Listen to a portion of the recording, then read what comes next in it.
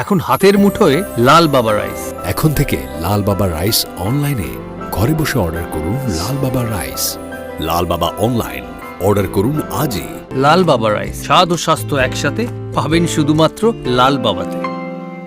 স্বপ্নের কেরিয়ার গড়তে চান? আসুন যোগ দিন MCRS নলেজ ক্যাম্পাসে। পূর্ব বর্ধমানে অবস্থিত আমাদের ক্যাম্পাসে আমরা অফার করছি নার্সিং ও প্যারামেডিক্যাল কোর্স। সবুজ ঘেরা হাইটেক ক্যাম্পাস, সঙ্গে কলেজ সংলগ্ন অত্যাধুনিক হস্টেল। এখানে অভিজ্ঞ শিক্ষক ও শিক্ষিকারা আপনাকে আধুনিক চিকিৎসা পদ্ধতি ও প্রযুক্তির মাধ্যমে প্রশিক্ষণ দিচ্ছেন। আমাদের কোর্সগুলিতে আপনি পাবেন হাতে কলমে প্রশিক্ষণ এবং প্রয়োজনীয় দক্ষতা অর্জনের সুযোগ। বিশ্বমানের পরিকাঠামো ও সুবিধা আপনার শিক্ষা জীবনকে করবে আরো সুন্দর ও সহজ। আপনার স্বপ্নের ক্যারিয়ার শুরু হোক এইখানে, MCRS নলেজ ক্যাম্পাসে।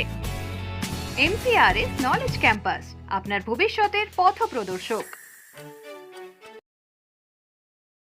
শুভ সন্ধ্যা। আবার আমরা হাজির হয়েছি একটি সাহিত্য মুখর সন্ধ্যা নিয়ে। কথায় আছে, সুস্থতার জন্য দুই চাবিকাঠি দরকার। প্রথমত দৈহিকভাবে সুস্থ থাকা এবং দ্বিতীয়ত মানসিকভাবে সুস্থ থাকা, তবেই একটা সম্পূর্ণ সুস্থতা আমরা পেতে পারি। দৈহিক সুস্থতার জন্য যেমন দৈহিক পুষ্টির দরকার হয়, মানসিক সুস্থতার জন্য আমাদের তেমনই কিছু মননের এবং স্মরণের খোরাক প্রয়োজন হয়, এবং তার জন্য আমরা অবশ্যই সাহিত্য নির্ভর হই। সাহিত্য এমন একটা মাধ্যম যার মাধ্যমে আমরা মানসিকভাবে অনেক রকমভাবে স্ফুরণের পথে এগিয়ে যাই। আজকে আমাদের মুক্ত বাংলার ডিজিটাল প্ল্যাটফর্ম মুক্ত আবহ সুস্থ সাহিত্যের প্রসারে এই কাজটি করে আসছেন দীর্ঘদিন ধরে। আজকে তারই একটি নমুনা আবারও পেশ হবে এই সাহিত্য সন্ধ্যায়।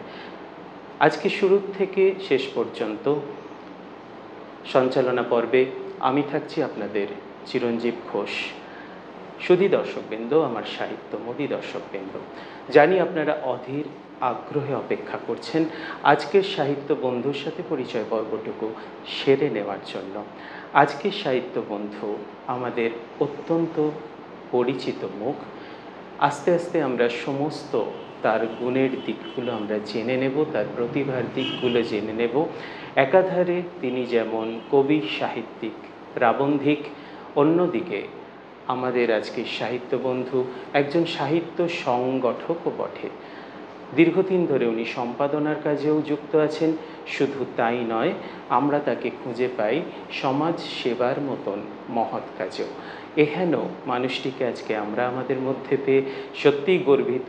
আসুন তার জীবনশৈলীর মধ্যে দিয়ে আজকের এই সন্ধ্যাটুকুতে আমরা আমাদেরকে ঋদ্ধ করে নিই। আজকে আমাদের মধ্যে উপস্থিত আছেন মাননীয় সুকান্ত দে মহাশয়। নমস্কার। আসুন আমরা অত্যন্ত আন্তরিকতার সাথে, উষ্ণতার সাথে তাকে অভ্যর্থনা জানাই। সুকান্তবাবু, আপনাকে সাদর অভ্যর্থনা জানাই। আজ প্রথমেই আমরা শুনে নিই, এই স্টুডিও ফ্লোরে এসে আপনার কেমন লাগছে সে নিয়ে দু একটি কথা। মুক্ত বাংলা তো আমাদের শহরের অনেক পুরনো একটি কাগজ। এই কাগজের সঙ্গে আমার যোগাযোগ তো হয়েছিল। আমাদের ওখানে অলোক মোদক বলে একজন ছিলেন, তিনি কাগজের সঙ্গে যুক্ত ছিলেন দীর্ঘকাল, এবং তার সূত্রেই এই কাগজ সম্পর্কে অল্প স্বল্প জানা। এর আগে আপনাদের যে একটা শারদীয় পত্রিকা হয়, সেখানেও হয়তো আমার একাধিকবারই লেখা গেছে। হ্যাঁ, সেসব পেয়েছি আমরা। হ্যাঁ, আর এটাই আর কি, মানে ভালোই লাগছে বেশ। আর এই ধরনের ব্যাপারগুলোতে আমি খুব একটা অভ্যস্ত নই। আগে একবার দুবার এরকম ডিজিটাল প্ল্যাটফর্মে এরকম হয়েছে আর কি, কিন্তু এই ব্যাপারটাতে আমি খুব একটা সড়গড় নই। আচ্ছা আচ্ছা। হ্যাঁ, তো চলুক, কথাবার্তা নিজেদের মতো করেই চলুক। আমি প্রথম থেকে এই কথাটা দর্শক বন্ধু বলে রাখি যে এটা তো কোনো সাক্ষাৎকার নয়, একটা সুন্দর হালকা আলাপচারিতার মধ্যে দিয়ে একটা সাহিত্য কেন্দ্রিক একটা আড্ডা, আমরা এই নামে একটু এগোতে পারি। হ্যাঁ, একদমই একদম। সুকান্তবাবু, আপনার কাছে আমার প্রথম প্রশ্ন যে আপনার লেখালেখি জীবন শুরু কবে থেকে, সেই সম্বন্ধে একটু দু এক কথা। আচ্ছা, আমার লেখালেখি জীবন যদি বলতে হয়, তাহলে খুব ছোটোবেলায় যেরকম বাচ্চারা দাগা বুলোয় অক্ষরের ওপর, আমার সেরকম লেখাপত্র পড়ে ওই 2-4 লাইন ছন্দ মেলানোর আগ্রহ তৈরি হয়েছিল। পরের দিকে সিরিয়াস চর্চা শুরু হয় মোটামুটিভাবে 1997-এর দিকে।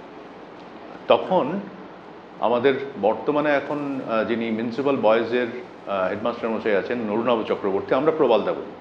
প্রবালদার বাড়িতে আমাদের একটা আড্ডা শুরু হয়। আড্ডাটা কীরকম ছিল না, আড্ডাটাতে আমরা নিজেদের লেখা শুধু পড়তাম এরকম ব্যাপার নয়। আচ্ছা, সেখানে নিজেদের লেখা পড়া এবং সেই নিয়ে সমালোচনা হতো, তুমুল সমালোচনা হতো।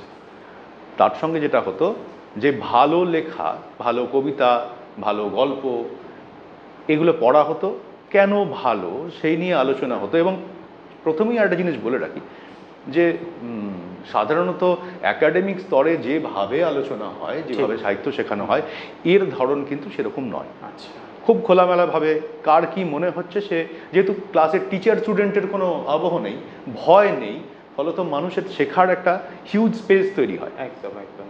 তো বিষয়টা এরকম যে অনেকটা যেমন সমুদ্র মন্থনের মতো এটা সাহিত্য মন্থন, একদম একদম ভালো মন্দ দুই উঠে আসে, দুটোই। এবং আরেকটা জিনিস হচ্ছে যে খুব সুন্দর, আমি আমার ভেতরে ঢুকতে পারি। মানে রবীন্দ্রনাথ যেরকম বলছেন সাহিত্য মানে সহিতত্ব রচনা, একদম একজন মানুষের সঙ্গে একজন কমিউনিকেশন। রবীন্দ্রনাথ খুব মানে দূরদৃষ্টি সম্পন্ন মানুষ ছিলেন। উনি জানতেন যে আমি মারা যাওয়ার পরে একটা বিরাট ইন্ডাস্ট্রি তৈরি হবে আমাকে দিয়ে। সেই জন্য হয়তো উনি লিখতে পেরেছিলেন যে আজই হতে 100 বছর পরে কে তুমি পরিচয় বসে আমার কবিতা খানি, কৌতূহল করে। কিন্তু আমি আরেকটা কথা আপনাকে বলতে চাই, সেটা হচ্ছে যে যেহেতু রবীন্দ্রনাথও লিখেছেন যে আমার লেখা হয়নি সর্বত্রগামী, ফলত আজকে যারা দর্শক আছেন, মানে এ তো রেকর্ডিং হবে তারপরে সবাই দেখবেন, ঠিক ঠিক, ফলত তাঁরা কি পাবেন, কেনই বা দেখবেন? মানে যারা দর্শক তাদের মধ্যে কিছু অংশ আমাকে চেনেন, আমার কাজ সম্পর্কে জানেন, বা কেউ কেউ আমাকে আংশিকভাবে জানেন ভিন্ন ভিন্ন কাজের পরিসরে। আমার ব্যবসায়িক সূত্রে যারা আছেন তারা হয়তো অনেকেই জানেন না আমার অন্যদিকের অংশ। আবার অন্যদিকের লোকজন অনেক সময়তেই খুব অবাক হন আমার প্রফেশন শুনে, একদম যে সাহিত্যিক হিসেবে দেখে আসছি, অথচ ওনার প্রফেশন সম্পর্কে আমি হয়তো জানি না। হ্যাঁ, আমার জুয়েলারি বিজনেস। এবং মানুষের ক্ষেত্রে না এটা লিঙ্ক করতে মানুষের খুব অসুবিধা হয়। মানুষ সাধারণত ভাবেন যে যিনি লেখালেখি করেন তিনি হয়তো শিক্ষাঙ্গনের কোনো মানুষজনই হবেন না, অথবা সাংবাদিক হবেন, হ্যাঁ, এইরকম দিকের একটা ব্যাপার হবে। তো যাই হোক, কিন্তু আমি যেটা বলতে চাই যে একজন মানুষ আসলেই এই যে লেখালেখি শুরু বললেন, একদম আমি শুরু করবো অন্য একটা জায়গা থেকে। আমি একটা জিনিস দেখাই, পথের দর্শন দেবাশিস মহান্তি। এটা আসলেই সদ্য কার্তিক গঙ্গোপাধ্যায় তাকে নিয়ে একটি যখন আলোচনা সভা হয়, সংবর্ধনা দেওয়া হয় ওনাকে, তার আগে এটা লেখেন দেবাশিস মহান্তি। উদ্দেশ্য কি এইটা আমি বলছি এই জন্য যে আজকে যে সুকান্ত দে বসে আছে আপনাদের সামনে, এই সুকান্ত দে 10 বছর আগে একরকম ছিল, আবার 10 বছর পরে গিয়ে বদলে যাবে, কারণ মানুষ প্রতিনিয়ত বদলাচ্ছে, শরীর এবং মন দুটো দিক থেকেই মানুষ বদলাচ্ছে। তো আমি যেটা বলতে চাই, আমাদের এখন এই সোশ্যাল মিডিয়া আসার ফলে আপনিও খেয়াল করে থাকবেন যে একটা খুব বড় প্রবলেম হয়েছে, আমাদেরকে সারাক্ষণ বলতে হচ্ছে এই দেখো আমি এই, আমি ওই, আমি তাই। অথচ ভারতীয় দর্শন, আমাদের যে 5000 বছর আগের দর্শন, ন্যায় বৈশেষিক বা এই ধরনের স্বরদর্শনের এন্টার ব্যাপারটাই, তারা প্রথম কোয়েশ্চেন করেছিল আমিটা কে, হু ইজ দ্যাট আই। তো এর আমির একটা নির্মাণ হয়ে চলে। ঠিক। তো সেখানেই আমি বলছি যে এই কার্তিক গঙ্গোপাধ্যায়ের সূত্র ধরে আমরা অনেকগুলো জিনিস জানতে পারি, যেটা আমার মনে হয় দর্শকদের সঙ্গে শেয়ার করলে আজ থেকে 10 বছর পরেও এই ব্যাপারটা থাকবে। ঠিক ঠিক। উনি যেখানটাতে ধরেছেন আর কি, যে মিহির কুমার সেনের কথা প্রথম বলেছেন, যে কার্তিক গঙ্গোপাধ্যায়কে নারিশ করার জন্য দুটো মানুষের কথা উনি বলেছেন। একটা হচ্ছেন মিহির কুমার সেন, আরেকজন হচ্ছেন অরুণাচল বসু। অরুণাচল বসুর নাম আমরা সবাই শুনেছি ভট্টাচার্যের সূত্র ধরে। তো আমাদের বর্ধমানে একটি আড্ডার জায়গা ছিল তেঁতুলতলা বাজারের ওখানটা, তেঁতুলতলা ওই পায়রাখানা গলি যেটা বলি আমরা, সেইখানটাতে। মানে এটা কোন সময়ের কথা আপনি? এটা আমি বলছি ধরে নিন ওইটা হচ্ছে 68-70-এর কাছাকাছি, বা আরেকটু হয়তো আগামী, এখানে 1967-68 সালে বা আরেকটু আগে, 62-63 পুরোনো কথা সাহিত্য বন্ধু আমরা জানতে পাচ্ছি। তো সেই সময়ে সাহিত্য মজলিস বলে একটি আড্ডার জায়গা ছিল। বেশ। তো সেখানে কারা কারা ছিলেন এই নামগুলো বলছি, তার কারণ হচ্ছে যে এই নামগুলো কিন্তু বাংলা সাহিত্যে অনেকেই জানেন। কীরকম? শক্তি হাজরা, অবন্তী সান্যাল, তরুণ সান্যাল, হরশঙ্কর ভট্টাচার্য, চিত্ত ভট্টাচার্য, কামাখ্যাচরণ মুখোপাধ্যায়। আমি পরে যখন আমাদের বর্ধমান শহরে লিটল ম্যাগাজিন চর্চায় আসবো, তখন হয়তো এই নামগুলো মানে এই জায়গাতে এদের লেখাপত্র প্রচুর। একেবারেই রত্নসভা। হ্যাঁ হ্যাঁ। তো এবারে ম্যাক্সিম গোর্কির জন্মশতবর্ষ উপলক্ষে 1967-68 সালে বর্ধমান শহরের বংশগোপাল টাউন হলে একটি প্রোগ্রাম করা হয়।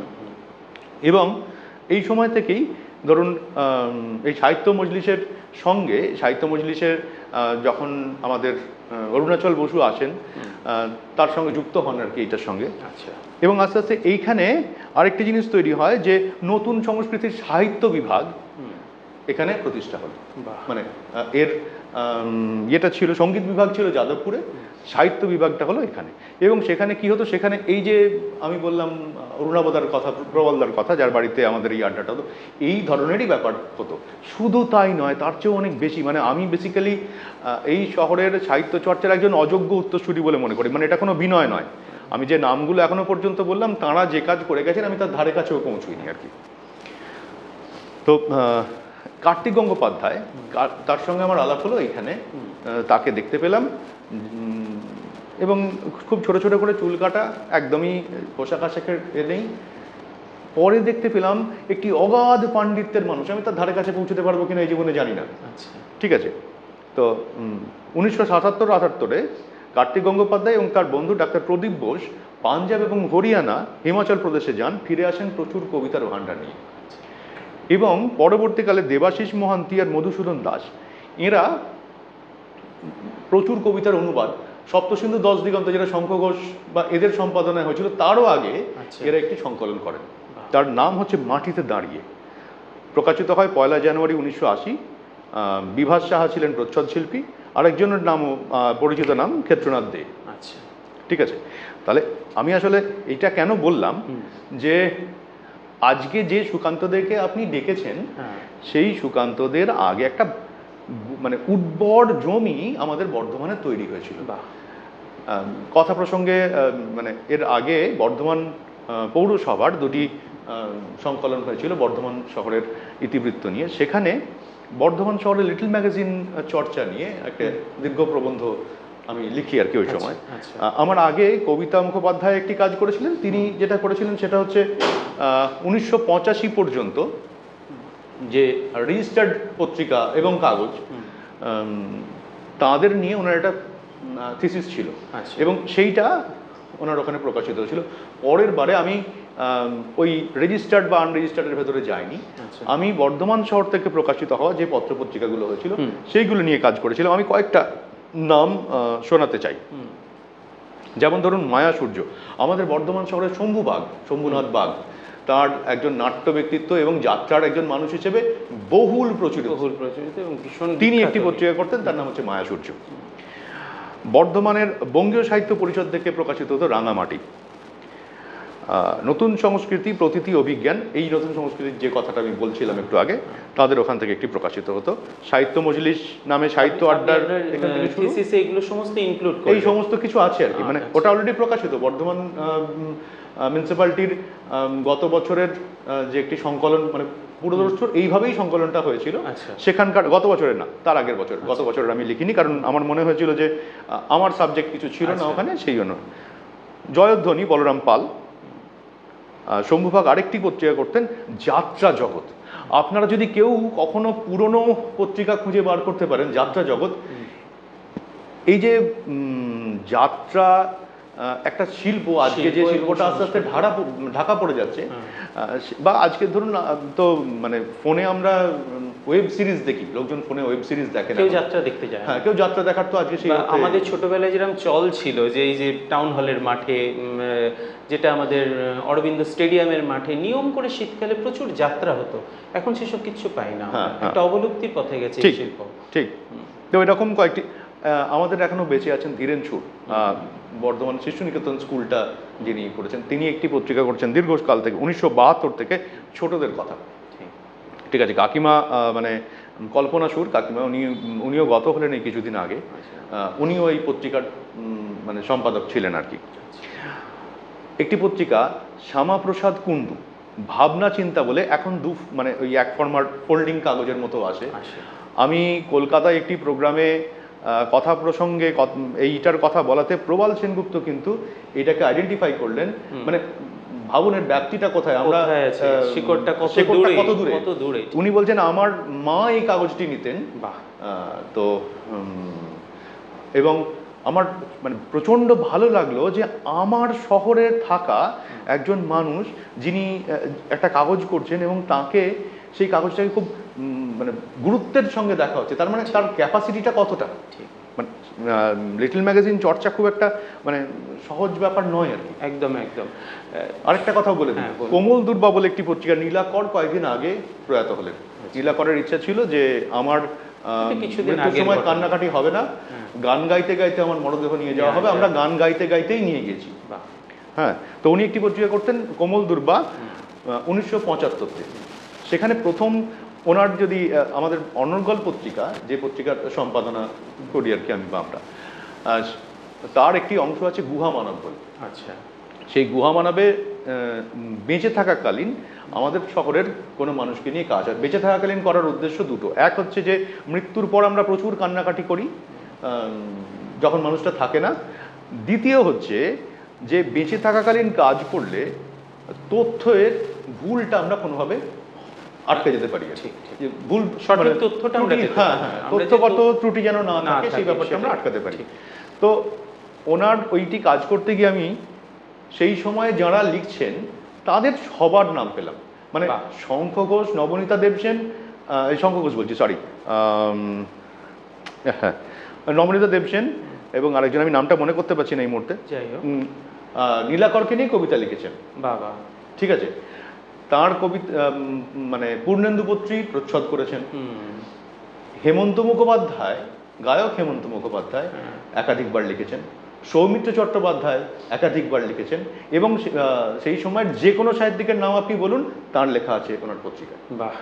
তো আমি বলতে চাইলাম এই কথাগুলো, এত এত যে একটা সাহিত্যের বিপ্লব সব আমাদের ঘটে যাচ্ছে বর্ধমানের মাটিতে। হ্যাঁ, এটা মানে আমরা এইটা নিয়ে অবশ্যই গর্বিত থাকবো এবং এটা সকলের সামনে তুলে ধরাও ভীষণ প্রয়োজন। একদম একদম।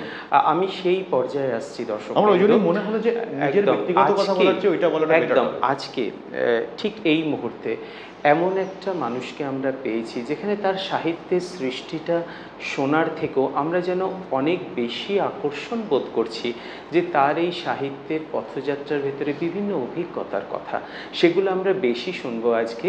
তবুও আপনাদের অনুরোধে আজকে প্রথম একটা কবিতা আমরা কবিকণ্ঠে শুনে নিই, তার নিজের লেখনীতে আমরা অবশ্যই শুনে নেব একটা যে কোনো একটি কবিতা। তো আপনার জন্য এখানেতে আমরা অনুরোধ রাখছি যে এখানে পাঠ করার জন্য আমাদের সাহিত্য বন্ধুরা এটা অত্যন্ত আগ্রহী। আমাদের সাহিত্য বন্ধু তৈরি হতে হতে প্রতিদিনের দরকারি কথাটা সেরে নিই। আপনারা যারা এরকম অনুষ্ঠানে ক্যামেরার ওপারে আছেন অথচ এই পারে আসতে চাইছেন, অংশগ্রহণ করতে চাইছেন, তারা অবশ্যই যোগাযোগ করুন 6294345327 এই নাম্বারে। আসুন আমরা শুনে নিই কবিকণ্ঠে কবির কবিতা। এটা ফকিং দণ্ডনীয় অপরাধ, এটা আমার শেষতম মানে সাম্প্রতিকতম কবিতার বই। আচ্ছা, তার বিভাব কবিতাটা আমি শোনাচ্ছি। আচ্ছা। কাল রাতে এসেছিলাম, কবিরা নেশা করলেই বন্ধুর দরজায় দাঁড়িয়ে চিৎকার করে, অবনী বাড়ি আছো? অবনীরা ঘুমোয়, সঙ্গমে লিপ্ত থাকে, টিভি দেখে অথবা সোশ্যাল সাইটে মোমবাতি জ্বালায়। চিৎকার করেছিলাম, এরকম নরম আলোয় প্রতিবাদগুলো ফোঁটা ফোঁটা গলিয়ে দিও না। আলোর অভাবে কতজন পড়তে পায় না, তাদের খোঁজো। এভাবেই দীর্ঘ সময় ধরে পেচ্ছাপ করলাম তোমার দরজায়, মনটা ফুরফুরে হয়ে গেল, গান ধরলাম।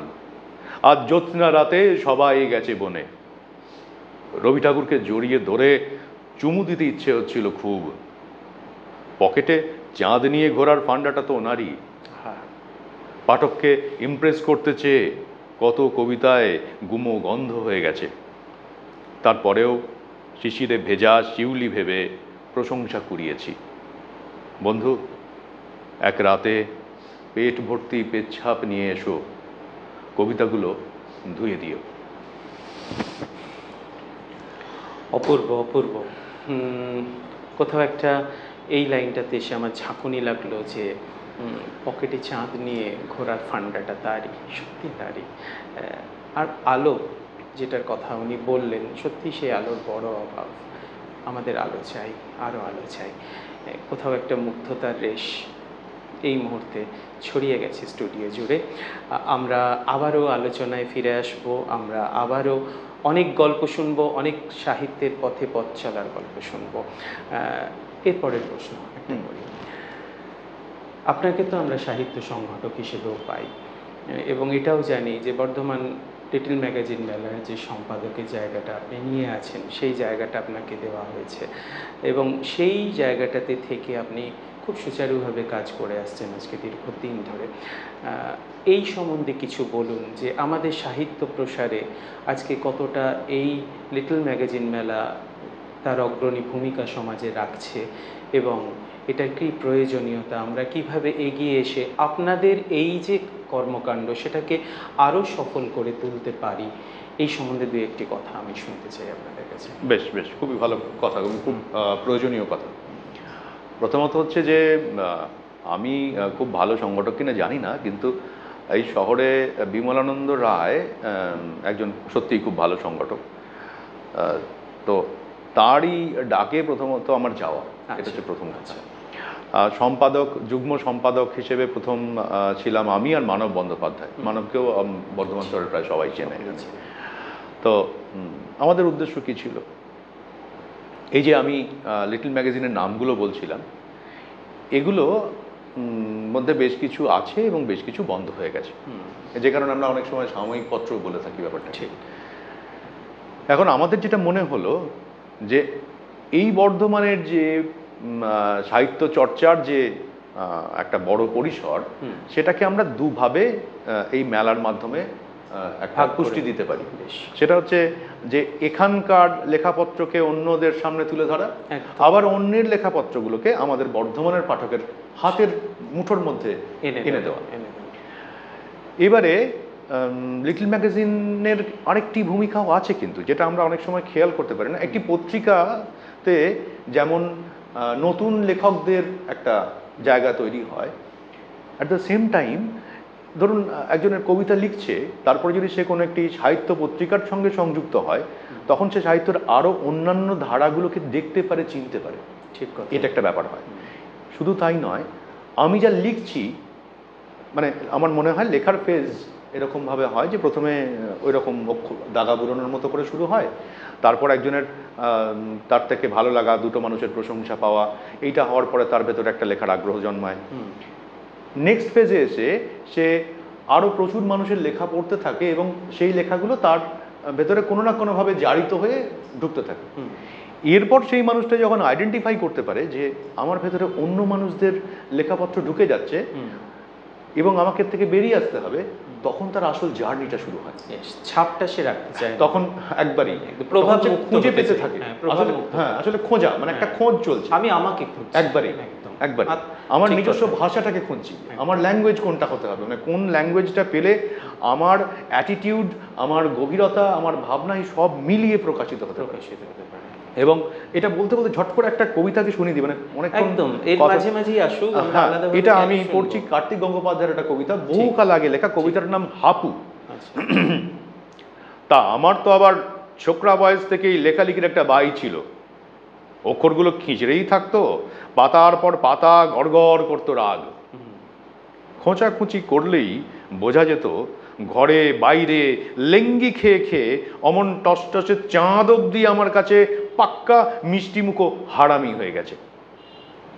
বউটা গাই না হতে পেরে মাদি বলদে সংসারের বারোয়ারি হাঁড়ি হেঁসেল চষে গেল, কষা লেখা মিষ্টি হলো না। অকাল খুন বসন্ত নিয়ে তো আর হাপু গাওয়া যায় না।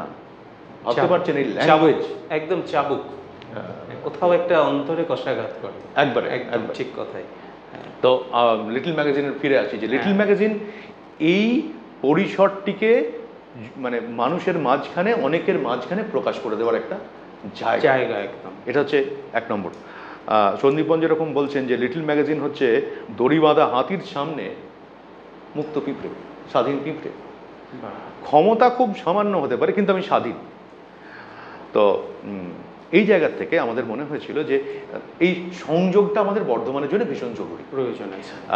সেখান থেকেই আমাদের লিটল ম্যাগাজিন চর্চা এবং লিটল ম্যাগাজিন মেলা করতে থাকা। আমাদের প্রায় 100-র বেশি পত্র পত্রিকা আমাদের এখানে, স্টল থাকে 67-68 এরকম, 68 এবারে আরও বেশি হয়েছিল, 97টা হয়েছিল এবারে টেবিল, কিন্তু পত্রিকার সংখ্যা থাকে অনেক বেশি। কারণ অনেক ক্ষেত্রেই দেখুন লিটল ম্যাগাজিন চর্চা যারা করেন তাদের পরস্পরের হাত ধরার একটা ব্যাপার থাকে, ঠিক? কারণ এটা তো আর ইন্ডাস্ট্রি নয়, তাদের কাছে প্রচুর ফান্ড নেই, টাকা পয়সা নেই, তাদের আন্তরিকতার জায়গা থেকে তারা এই কাজটা করে। ইভেন আপনারা তো শুনে থাকবেন যে রক্ত বিক্রি করেও সাহিত্য পত্রিকা করার এরকম লোকজন পাওয়া গেছে আমরা।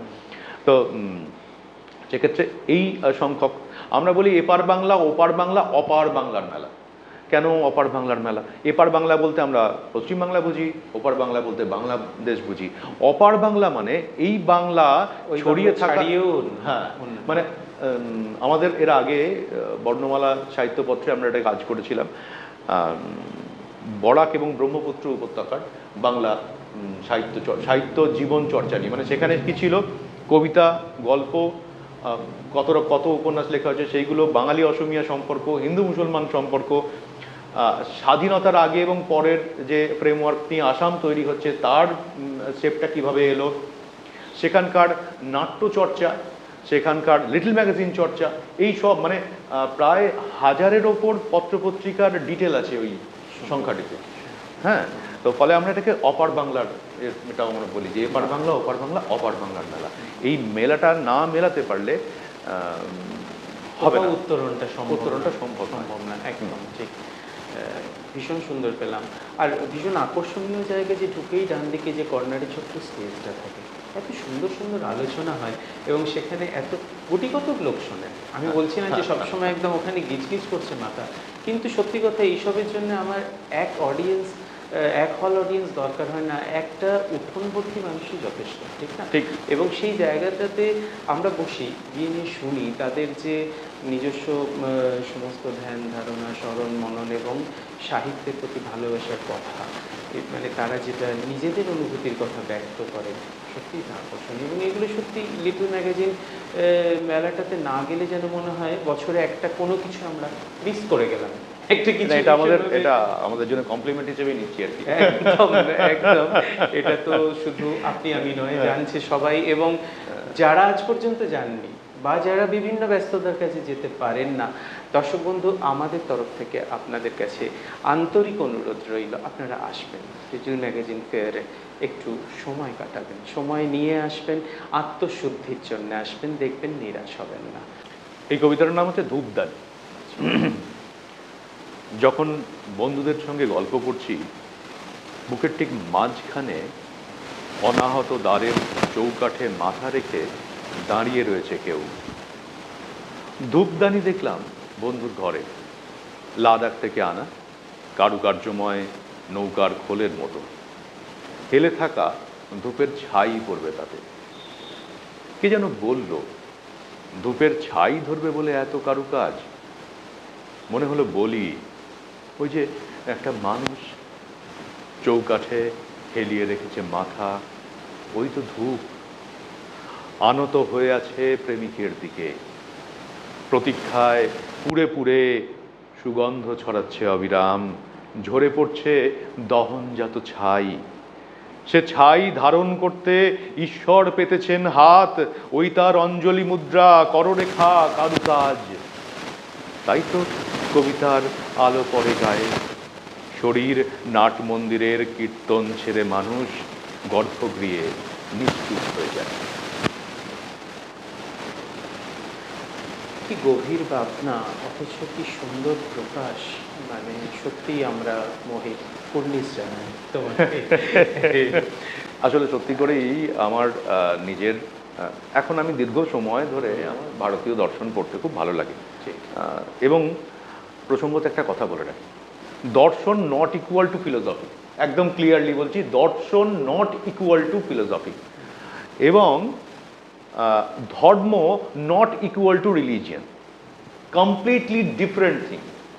ভারতীয় যে চেতনা, সেখানে দর্শনের এই সাংখ্যযোগের একটা জায়গাতে একটি কথা লেখা আছে, দৃশ্যতে সাক্ষাৎ ক্রিয়তে পরমাত্মাদি সঙ্গা সঙ্গীত জেন তদ্দর্শনম, মানে যার দ্বারা পরমাত্মার সাক্ষাৎকার হয় সেইটি হচ্ছে দর্শন। ফিলোসফিতে কোথাও আছে? নেই। এই ফ্রেমওয়ার্ক ফিলোসফিতে নেই। অন্যদিকে আরেকটা কথা প্রসঙ্গে যখন এসেই গেছে, আরেকটি আমাদের বেদান্তের আরেকটি শ্লোক আছে, ওং পূর্ণমদ পূর্ণমিদং পূর্ণাৎ পূর্ণমুদচ্যতে পূর্ণস্য পূর্ণমাদায় পূর্ণমেবাবশিষ্যতে শান্তি শান্তি শান্তি। মানে এই যে দেখুন আমরা কিভাবে দেখি, আমি এবং আমি দেখছি এরকম একটা জগৎ, দুটো এন্টিটি, একজন দ্রষ্টা আরেকজন হচ্ছে দৃশ্য, বা একজন জ্ঞাতা আরেকজন হচ্ছে কি। এইবার এই অনন্ত রয়েছে, তো এই অনন্ত মানে আমি কতকে জানতে পারি, মানে গ্যালাক্সির পর গ্যালাক্সি রয়েছে রয়েছে রয়েছে, অনন্ত তো শেষ নেই। আবার এই যে পরিদৃশ্যমান জগৎ, এই জগৎ কার্যকারণের জগৎ, ঠিক?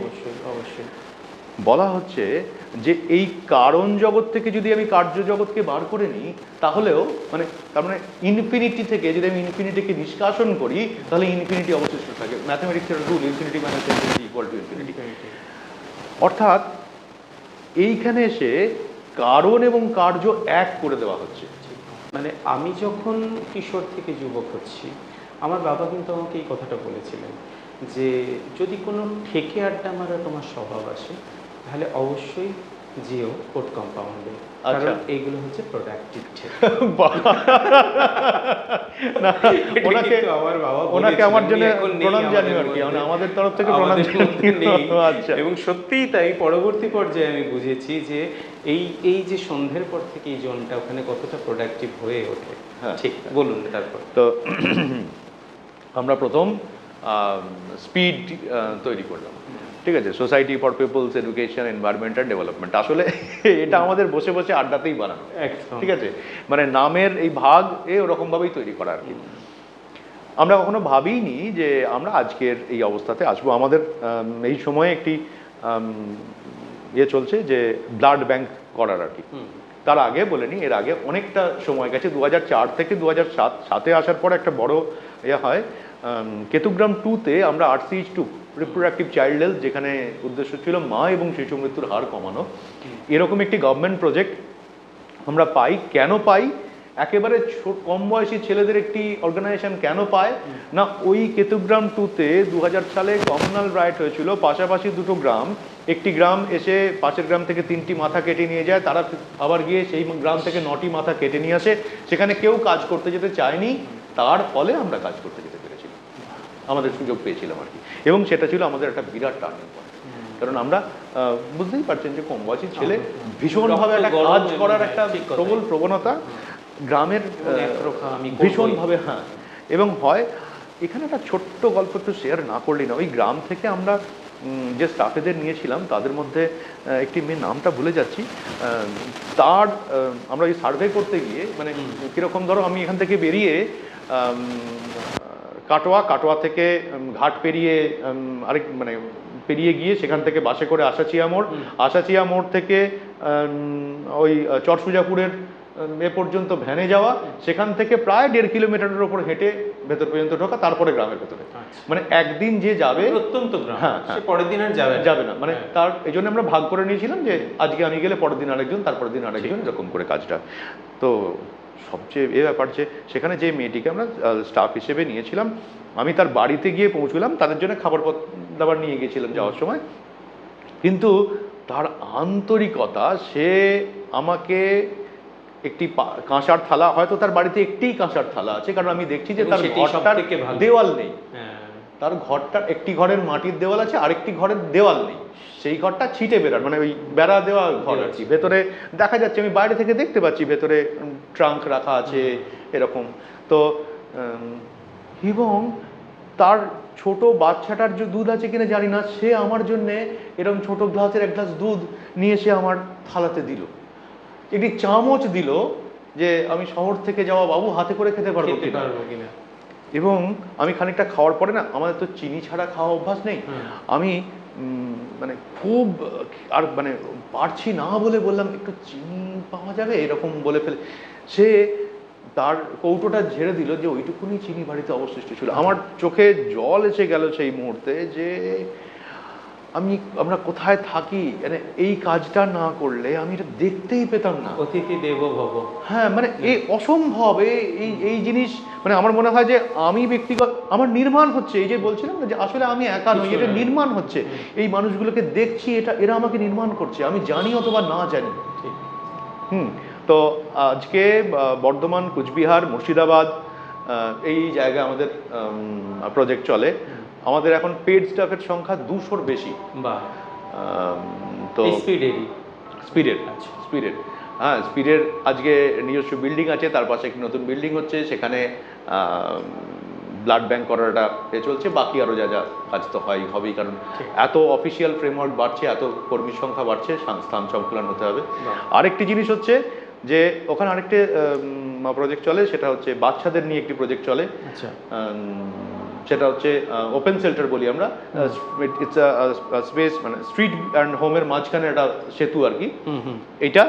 আর সোশ্যাল মানে বাচ্চাদের নিয়ে কি কাজ? বাচ্চাদের নিয়ে একটা ওপেন শেল্টার আছে, তার কাজ হচ্ছে অনাথ বাচ্চাদের, অনাথ শিশু না, পথ শিশুদের নিয়ে। হ্যাঁ, এবং অনলি ফর বয়েজ।